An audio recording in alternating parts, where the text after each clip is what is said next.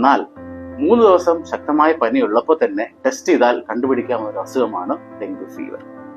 ഞാൻ പറഞ്ഞതിന്റെ സാരം, നിങ്ങളോ നിങ്ങളുടെ അടുത്തുള്ളവർക്കോ ശക്തമായ പനി, ശരീരം വേദന 3 ദിവസത്തിൽ കൂടുതൽ നീണ്ടു നിൽക്കുകയും അതുപോലെ കുട്ടികളിലും ഇതുപോലെ സിംറ്റംസ് കണ്ടാൽ തീർച്ചയായും ഒരു ഡോക്ടറുടെ അഡ്വൈസ് തേടേണ്ടതാണ്. കാരണം ഓപ്റ്റിമം ട്രീറ്റ്മെന്റിലൂടെ ടോട്ടൽ 7 ഡേയ്സ് കൊണ്ട് തന്നെ യാതൊരു കോംപ്ലിക്കേഷൻ ഇല്ലാതെ റിക്കവർ ആകുന്ന ഒരു അസുഖമാണ് ഡെങ്കു.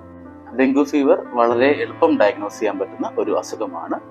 ഫീവറിന്റെ 3rd ഡേ തന്നെ ടെസ്റ്റ് ചെയ്താൽ പ്ലേറ്റ്ലെറ്റ് ഫോളും ഒരു റാപ്പിഡ് ഡെങ്കു ടെസ്റ്റിൽ കൂടെ തന്നെ ഡെങ്കിപ്പനി സ്ഥിരീകരിക്കാൻ പറ്റുന്നതുമാണ്.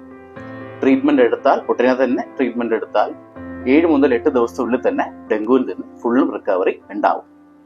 10% മാത്രം രോഗികൾക്ക് മാത്രമേ പ്ലേറ്റ്ലെറ്റ് കൗണ്ട് ഒരുപാട് താന്നു പോവുകയും, അതായത് 10,000, 20,000 താന്നു പോയി കഴിഞ്ഞാൽ കൃത്രിമമായി പ്ലേറ്റ്ലെറ്റ് നൽകേണ്ടി വരുന്ന അവസ്ഥ ഉണ്ടാവാറുണ്ട്. ഈ ഡെങ്കിപ്പനി നമുക്ക് എങ്ങനെ ചെറുക്കാൻ സാധിക്കും?